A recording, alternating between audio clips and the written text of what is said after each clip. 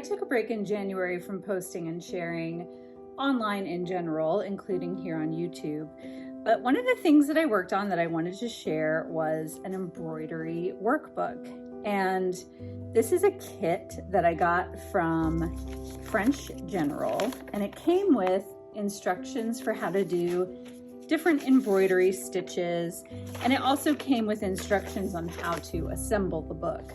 But I did my own thing with assembling, and I made a cover out of an antique grain sack and then made this little kind of flap with some ties out of twine, and I hand stitched it all together.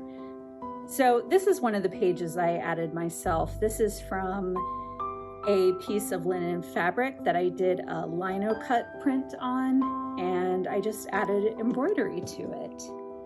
And it just gives the piece some dimension. And then I used a blanket stitch to attach it to this old piece of grain sack, add a little detail stitch. This is the cover of the actual embroidery book with the kit, but instead of mounting it on a piece of felt, I decided to put it on the grain sack. I did some stitching around it and did my initials, the year, and also added some little, I forget what these stitches are called, sheath stitches. I really liked those, so I added some of those.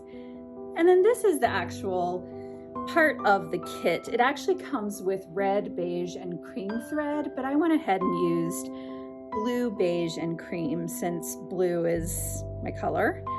And some of the stitches are definitely more successful than others. I loved this monogram with the stem stitch.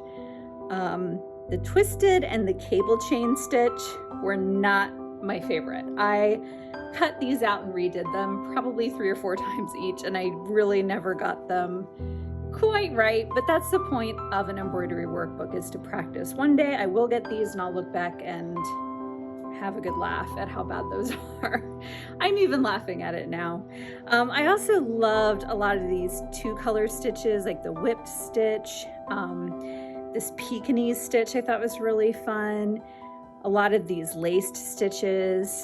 I just really enjoyed this process. And for me, when I work with my hands, it really does get my creativity going. And this was a new medium, it was a new project, and just a great thing to work on when I needed a little bit of break from other creative endeavors. These are linen pages, and the patterns as well as the titles are all printed on. So it's pretty easy to follow along. And what's cool about this book is it's really based on embroidery stitch books that girls used to do in school over 100 years ago.